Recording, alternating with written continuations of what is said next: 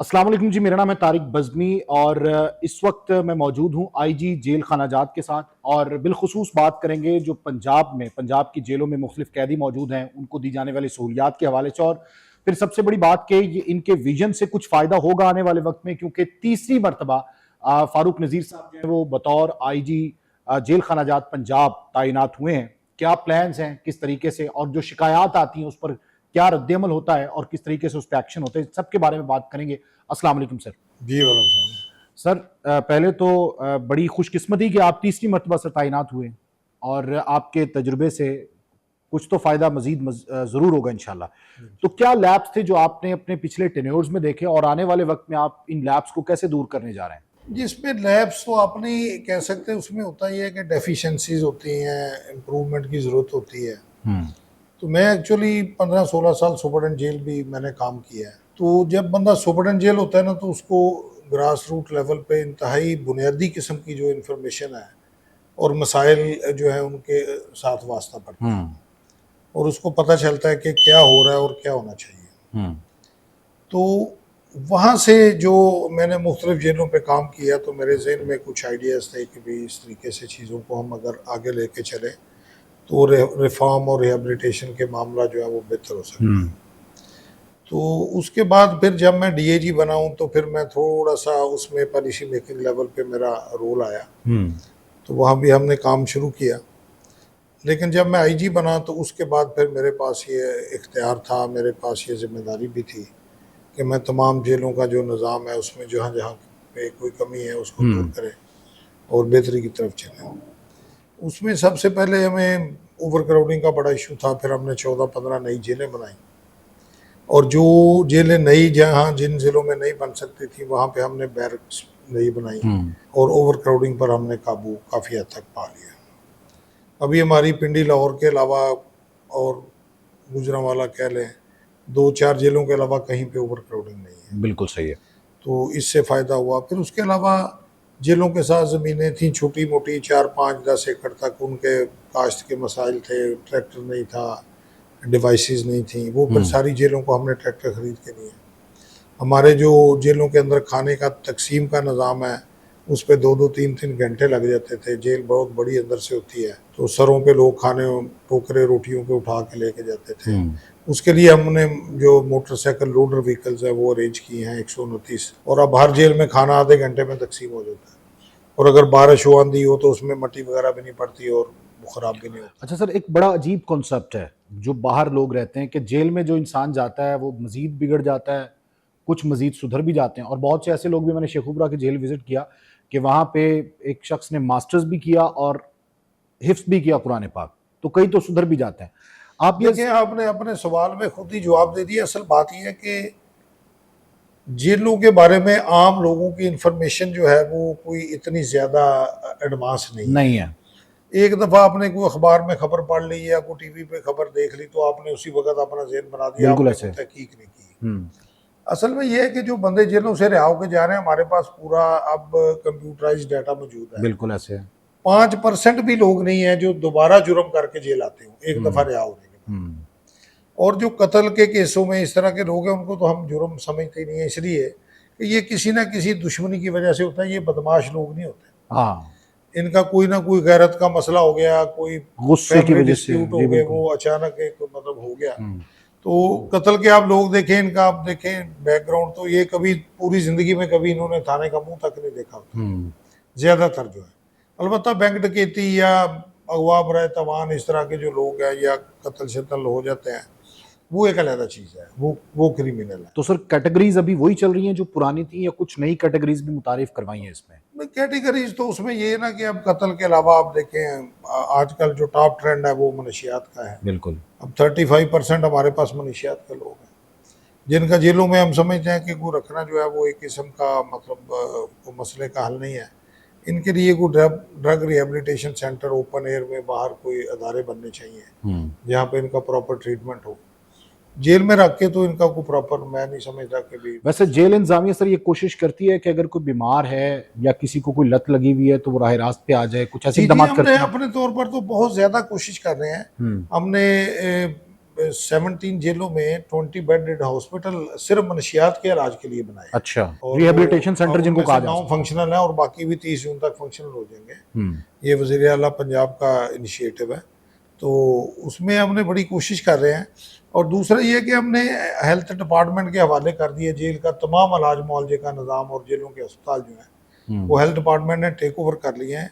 और एक एक डॉक्टर की जगह अब हर जेल में कम से कम 4-4 डॉक्टर हैं, और हर शिफ्ट में एक डॉक्टर जो है वो मौजूद है। अच्छा सर, इस सारे सिनेरियो में आप तो चूंकि सुप्रिटेंडेंट भी रहे, एक एक्सपीरियंस है आपका, क्या सुप्रिटेंडेंट के रवैये में कोई तब्दीली आई है, या उस कहा जाता है ना कि सुप्रिटेंडेंट की अलग सल्तनत होती है जेल और उसका वो हाकिम होता है, इसमें तो कोई शक नहीं है। देखिए, असल में इसको आप हाकम नहीं कह सकते, असल में ये एक रिस्पॉन्सिबिलिटी है जिसमें पूरे जेल के निज़ाम को चलाने के लिए सुपरडेंट को जिम्मेदार बनाया गया है। और जिम्मेदारी उस वक्त आप अदा नहीं कर सकते जब तक उस जिम्मेदारी को अदा करने के लिए आपके पास टूल ना हो, इख्तियार ना हो। इस वजह से ये यूनिटी ऑफ कमांड है, और उसमें सुपरडेंट अपना काम करता है, लेकिन उसके ऊपर बहुत सारे चेक हैं। चेक है, बिल्कुल सही। मसलन महीने में 2 दफ़ा सेशन जज साहब आते हैं, डीआईजी हर महीने दौरा करता है, मैं एज आईजी अगर हर जेल का नहीं तो मैं कम से कम 2-3 महीने में सारी जेलों का एक दफ़ा ज़रूर अचानक मैं चक्कर चुक्कर लगाता हूँ। तो मुझे फर्स्ट हैंड इंफॉर्मेशन मिलती है। अब आजकल जदीद टेक्नोलॉजी भी आ गई है, यहाँ पे कंप्लेंट मैकेनिज्म सिस्टम हमने सेल बनाया हुआ है, पूरे पंजाब से हमें कंप्लेंट जो है वो आती हैं, फिर सीसीटीवी मॉनिटरिंग सिस्टम लगा, उसका कंट्रोल रूम यहाँ पे बना हुआ है, 24 घंटे हम हर चीज़ को मॉनिटर कर रहे होते हैं। फिर उसके लिए जेल के अंदर कुछ 16 से लेके 25 तक हमने व्हाट्सएप ग्रुप बनाए हुए। अच्छा, जिसमें हर इंफॉर्मेशन मुख्तलिफ टॉपिक्स के, मतलब शजरकारी हो रही है तो उसमें क्या हो रहा है उसका ग्रुप बना हुआ है, खाना तकसीम हो रहा है तो वो किस तरह का खाना हो रहा है उसका ग्रुप बना हुआ है, जेल के अंदर ड्यूटी पे स्टाफ जा रहा है बाहर आ रहा है उसकी तलाशी कैसे हो रही है, उसकी सारी चेकिंग कैसे हो रही है, उसका ग्रुप बना। जेल की जो गार्डनिंग का निज़ाम है उसका हर एक रीजन का अलग ग्रुप बना हुआ। इस तरह जो ट्रेनिंग हमारी हो रही है मुख्तलिफ ट्रेनिंग कॉलेज में, विमेन जेल पे जो स्टाफ की, उसका डेली ग्रुप हमने बनाया हुआ है।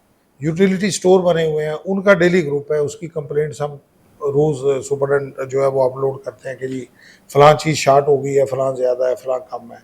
यानी एक किस्म की एक काउंटर चेक हमने हर चीज़ के ऊपर जो है वो रखा हुआ है। तो जो मुलाकातियों के शिकवे शिकायत माजी में तो बहुत ज्यादा थे, मेरे ख्याल में काफी कम हो गए हैं, तो आप समझते हैं? उसमें 2 चीज़ें हैं ना जी, देखें मुलाकात का जो शिकवा शिकायत है वो उस वक्त तक ख़त्म होगा जब तक 2 फरीकों में से एक फरीक अपने एक नज़रिए पर खड़ा हो जाए। सही, बिल्कुल। मसलन आपने मुलाकात पे जाना है, आपकी मुलाकात का दिन है जुमे को, आप चले गए मंगल को, और मुझे जुमे को जाना चाहिए हालांकि, ठीक है ना, तो आपने कहा जी मैंने तो आज मुलाकात करनी है, हाँ, ठीक है ना, तो आपने गुड़ वहां पे रख दिया तो वहां पे कोई ना कोई मक्खियां तो मक्खी तो बैठ आएंगी। गई, सही। ठीक है, एक बात है। दूसरी बात यह है कि आपने मुलाकात करने के लिए एक जगह बनी हुई है, आप कहते हैं जी मेरी तो बड़ी इंसल्ट है जनाब, मैं तो वहां नहीं बैठ जा सकता, मैं आप उस वहां पे मुलाकात करूँ, तो ये टेम्प्ट करते हैं मुलाजमों को। मुलाजम जो है वो भी इसी मुआशरे का हिस्सा है, सारे नहीं लेकिन 2-4% ऐसे ज़रूर होते हैं जो मतलब इनकुरिजिबल भी होते हैं, नेगेटिव भी होते हैं, मेल प्रैक्टिस में इन्वॉल्व भी हो जाते हैं, तो उनके ऊपर फिर हमारा चेक है। और हमारा अगर आप पिछले 2-4-6 महीने को रिजल्ट देखें तो मेरा ख्याल है दर्जनों के हिसाब से बंदों को हमने ऐसे चार्जेस पे सजाएं भी दी हैं, नौकरी से भी निकाला है, और इवन अफसरों के खिलाफ भी 5-6 अफसरों के खिलाफ होम डिपार्टमेंट में इंक्वायरी चल रही है।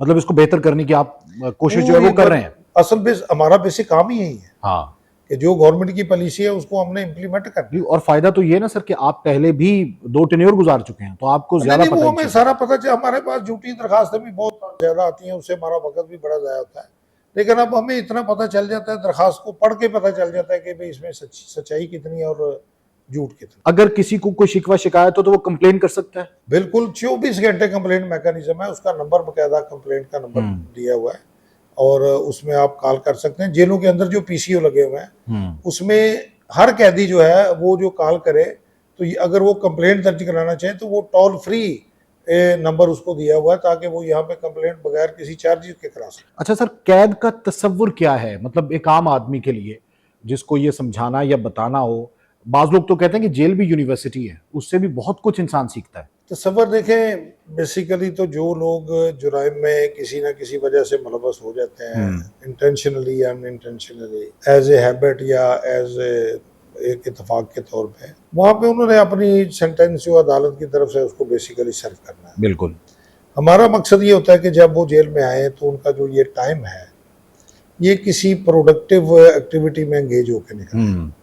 हमारे पास सेंट्रल जेलों में कालीन भी बनते हैं, फर्नीचर भी बनते हैं, दरियाँ भी बनती हैं, कपड़ा भी बनता है, यूनिफॉर्म भी स्टिच होती है, ब्रांडीज भी बनती हैं और लोहे के ट्रंक भी बनते हैं। और ये काम उनसे करवाते हैं जिनको कैदे बमुशक्कत होते पहले उनको हम सिखाते हैं, फिर उनसे करवाते हैं। बिल्कुल। अभी हम इस पे मजीद आगे बढ़ रहे हैं, उसमें हम एक टफ टाइल मेकिंग का भी हर जेल पे यूनिट लगा रहे हैं। मकसद ये है कि ये कैदी यहाँ पे रह के कोई हुनर सीख सकें और कोई एक्टिविटी में एंगेज हो जाएं जो बाहर जाके इनके काम आए। इनकी कोई पर्सनैलिटी डेवलपमेंट या ग्रूमिंग या किरदार साजी के हवाले से भी कोई लेक्चर्स वगैरह अरेंज करते हैं? जी, लेक्चर है बकायदा। हर जेल में 2 साइकोलॉजिस्ट हमने भर्ती किए हुए हैं। हर जेल में 88 के करीब हमारी स्ट्रेंथ है। कुछ पोस्टें वेकेंट है, वो हमने भर्ती के लिए पब्लिक सर्विस कमीशन को लिखा है। तो वो जो भी बंदा आता है उनकी काउंसलिंग होती है, रेगुलर काउंसलिंग होती है। सर फारूक साहब, आपने शुरू से माइंड बनाया था कि आपने पुलिस में जाना है? नहीं, जेल का इत्तेफाकन था? कोई बंदा ना पुलिस में है ना प्रिजन डिपार्टमेंट में है। ये मैं खुद ही मतलब एक सिस्टम के तहत जो है, जब यूनिवर्सिटी से हम फारुग हादसाती तौर पे जिस तरह पोस्टें एडवर्टाइजमेंट होती है, हमने अप्लाई किया तो सिलेक्शन हो गई। तो बाज़ औक़ात तो लोग इसलिए आ जाते हैं ना कि इसमें बड़ा स्कोप है और सब कुछ होता है। नहीं, ये मेरिट बेस्ड चीज़ें होती हैं, कंपटीशन का एग्जाम होता है। अगर आप कामयाब हो जाते हैं तो आपको अलॉट हो जाता है।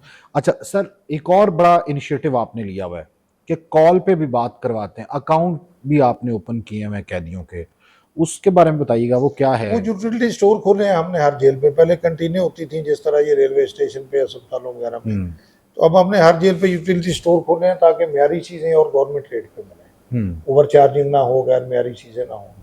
तो उसके लिए कैदी का जो आईडी कार्ड है उसको ही हमने उसका पंजाब बैंक में अकाउंट नंबर बना दिया। ठीक है। और उसके बुरसा जो है वो उस अकाउंट में ऑनलाइन भी या वैसे भी 10,000 रुपये तक जमा करा सकते हैं। मतलब एक लिमिट रखी है 10,000। तो हम जब उनसे बारकों में जाते हैं, जो उन्होंने चीज़ लेनी है, तो टैब है हमारे पास PMIS सिस्टम के तहत, उस पर हम ऑर्डर बुक करते हैं। तो जो ऑर्डर बुक होता है उसकी जो प्राइस होती है वो उसमें फीड होती है, तो वो साथ ही उसके अकाउंट से उतने पैसे काट जाते हैं, उतना सामान उसको मिल जाता है। तो इससे ये भी एक मेल प्रैक्टिस का जरिया जो है वो ख़त्म हुआ है।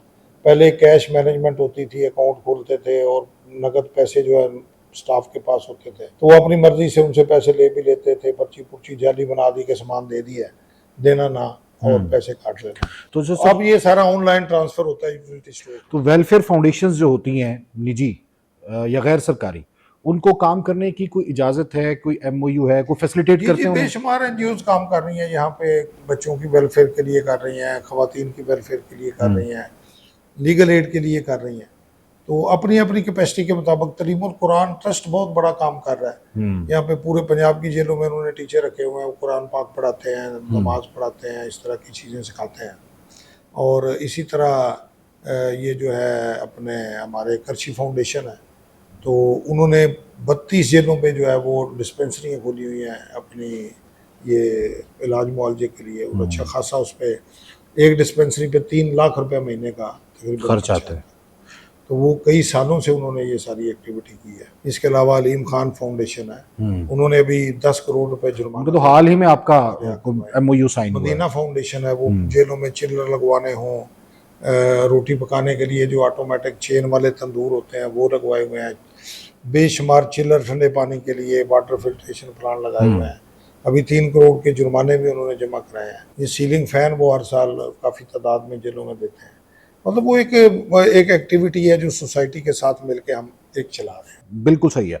अच्छा सर, ये भी ज़रा बताइएगा नाजरीन के लिए कि जो जेल में कैदी हैं उनको जो सहूलियात दी जा रही हैं वो सबको यकसा हैं, या जो कैटेगोरिकली जो है उनको दी जाती हैं, या कौन सी सहूलियात बुनियादी है कि जो उनको सबको मिलती हैं? अब खाना तो सबका एक जैसा है, खाने का निज़ाम और खाने की सफाई और क्वालिटी पे कोई कॉम्प्रोमाइज़ नहीं है, वो एक जैसा है। इसी तरह इनको पानी शानी ठंडे का जो बंदोबस्त है वो सबके लिए एक जैसा है। जेलें हमारी लोड शेडिंग फ्री है, यहाँ पे लोड शेडिंग नहीं होती, वो हमने स्पेशल अरेंजमेंट किए हुए हैं, वो सबके लिए बराबर है। पंखे हैं, एयर कूलर, अभी गर्मियाँ शुरू होनी है तो वो हम इनको देंगे। मतलब ये एक एक्टिविटी है जो सबके लिए बराबर चलती है, और दवाई है, इलाज मुआवजा है, ये बराबरी करने के लिए, मसावात को इस्टेब्लिश करने के लिए हमने अब हेल्थ डिपार्टमेंट के लिए हवाले किए हैं, ताकि कैदियों का इलाज मुआवजा भी जो है वो बेहतर हो। बिल्कुल सही है। अच्छा फारूक साहब, क्या जेल के अंदर जो जिस तरह से निज़ाम आप चला रहे हैं, इसमें मज़ीद जो इम्प्रूवमेंट्स आ रही हैं वो तो ज़ाहिर आएंगी। आपका विजन क्या है कि इन जेलों को किस लेवल तक आप लेकर जाएंगे, जितना भी टाइम मिला? हमारा देखें, सबसे जो बेहतरीन हमारी एक अप्रोच है ना, वो ये है कि कैदियों की जेल के अंदर लिविंग कंडीशन जो है ना, उनको इम्प्रूव किया जाए। ठीक। और उसमें इम्प्रूवमेंट की गुंजाइश हमेशा रहती है। जो कुछ हमने किया है वो तो कर लिया है, अभी हम मजीद इसमें आगे बढ़ रहे हैं। अभी हमने फूड डिपार्टमेंट से एग्रीमेंट किया, 14,000 टन गंदम लेंगे, और हम बजाय इसके कि हम खरीदें फ्लोर मिलों से आटा, जिसमें मिलावट की भी शिकायत आती है और महंगा भी होता है, उसकी जगह पे हम हर जेल पे अपने ग्राइंडिंग यूनिट लगा रहे हैं। अच्छा, और लगे भी हैं, कोई इंस्टॉल हुए? हाँ जी, कुछ 3 जेलों में इंस्टॉल हो गए, और बाकी जेलों पे ये इंस्टॉल हो रहे हैं, ईद के बाद मुकम्मल हो जाएंगे।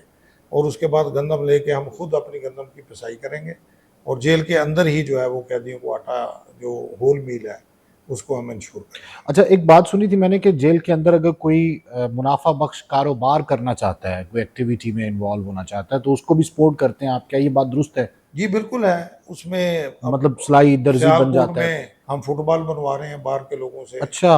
और ये ग्लव्स वगैरह बनते हैं, हाँ, वो भी जेल में बने, और उसके जो उसमें से मुआवजा कैदियों को भी मिलता है। कैदियों को भी मुआवजा और मिलता इसको है। मजीद भी हम आगे बढ़ाने के बारे में गौर कर रहे हैं। तो सर, ये ईद पे कोई ना कोई खुशखबरी होती है कैदियों के लिए, और कुछ की माफी भी हो जाती है ऊपर से। तो अभी जो ईद आपके साथ मनाएंगे, वो किस तरह से सेलिब्रेट करेंगे? ईद जो है ना जी, उसमें काफ़ी एक्टिविटी होती है, खाने शाने भी बाहर से भी आते हैं, घरों से भी हम अलाउ करते हैं खाना, और जेल के अंदर भी मतलब दूध सवैयाँ वगैरह, कोरमा, चावल। सर, मैंने भी ये आपकी कैंप जेल की इफ्तारी अटेंड की है, उसमें देखा है कि बाहर से ऐसा खाना नहीं मिलता जो जेल में मिलता है, सफाई के साथ। बाहर से ही हुआ था वैसे। हाँ। वो इफ्तारी किसी मुखैर ने अरेंज की थी, लेकिन हमारा अपना भी खाना जो है वो इंतहाई में आ रही है। उसमें सफाई वगैरह भी तो होती ये सारी एक्टिविटीज जेल पे होंगी, जेल और में। लोगों को जो है हम फैसिलिटी देंगे, घर से वो खाना शाना मंगवा सकें ईद के दिनों में।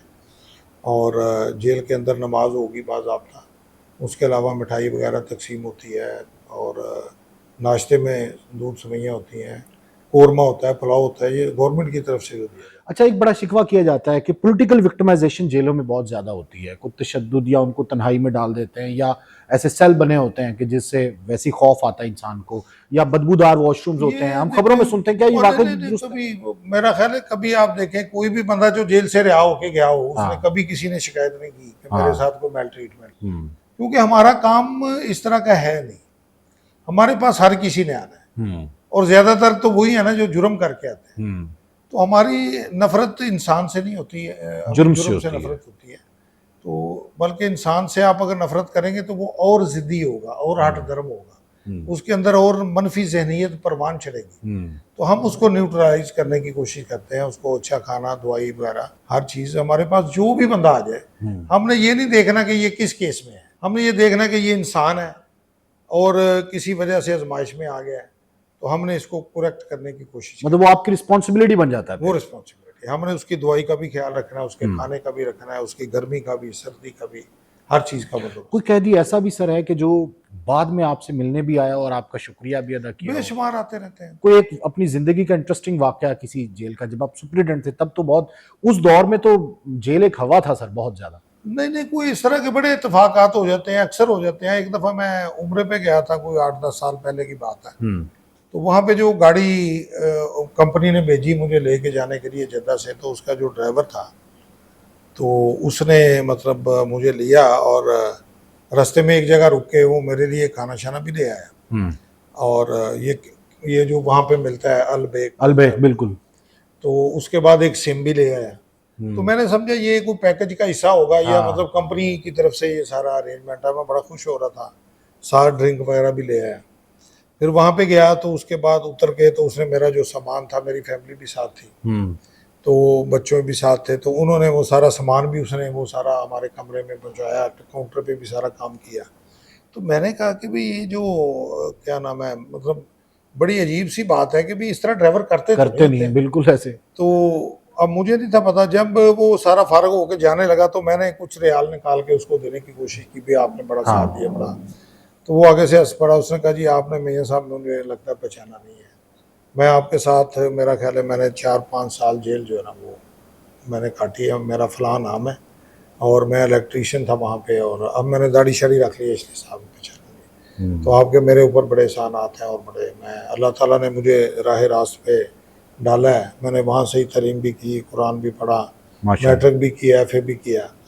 तो बाहर आके ड्राइविंग मुझे आती थी तो मैं फिर वीज़ा लगवा के इधर आ गया, बड़ी खुशी और हुई। मैं 3-4 साल से इधर यही काम कर वो दिल खुश हो मैं गया बड़ा आपका। हैरान हुआ, मेरे जहन में नहीं था। तो मतलब ये है कि ये चीज़ें जो हैं वो आपको जो है ना, एक तो सेल्फ सेटिस्फेक्शन भी होती है, दूसरा पे भी करती है। अक्सर बाज़ारों में या कहीं जगहों पे मैं जाता हूँ तो लोग मुझे पहचान लेते हैं, लेकिन अल्लाह का शुक्र है कि मैंने कभी किसी के साथ कोई जानबूझकर कोई ज़्यादती या इस तरह की चीज़ नहीं मतलब की। बात होता है ना कि पर्सनल हो के किसी के साथ हाँ ज्यादती जी, करते नहीं हैं। वो चीज़ नहीं है, तो लोग फिर इज़्ज़त एहतराम करते हैं। बिल्कुल सही है। तो सर जेल की दुनिया मजीद बेहतर आप बना रहे हैं, और वैसे तो बाहर की दुनिया में भी हमने आमा काफ़ी डिस्टर्ब है, सिक्योरिटी पे बड़ा मतलब होता है, तशवीश होती है, बिलखुसूस पाकिस्तान में जिस तरह के वाक़यात होते हैं, अल्लाह महफूज रखे सबको। तो उस हवाले से भी इकदाम किए जा रहे हैं, जेल की सिक्योरिटी के हवाले जी, से, तमाम कैमरों के जेलों हवाले से। में सिक्योरिटी की कैमरे भी लगे हुए हैं, स्कैनिंग मशीनें लगी हुई हैं, तलाशी का निज़ाम बना हुआ है, फिर जेलों के अंदर जो स्टाफ है वो भी डिप्लॉयड होता है, टावर्स पे डिप्लॉयड होता है, फिर बैरून सिक्योरिटी पुलिस की जिम्मेदारी है। जो जेल की हदूद के इर्द गिर्द के इलाके होते हैं वहाँ भी कॉम्बिंग ऑपरेशन हम करवाते रहते हैं। फिर तमाम जो लॉ इन्फोर्समेंट एजेंसीज हैं और इदारे हैं, सिविल डिफेंस है, 1122 है, या पुलिस है, या दूसरे इदारे हैं, उनके साथ मिलके फिर हम जो है ना मॉक एक्सरसाइज भी जो है वो करते क्वार्टरली रहते वो हैं। भी करते रहते हैं। तो मतलब वो एक कोशिश होती है कि पूरा हर लिहाज से कोई फुल प्रूफ सिस्टम जो है वो बने। अच्छा सर, इस चीज़ को साइड पर रखें, इस पे तो बात आप करते रहते हैं, थोड़ा फैमिली सिस्टम पे आ जाते हैं सर।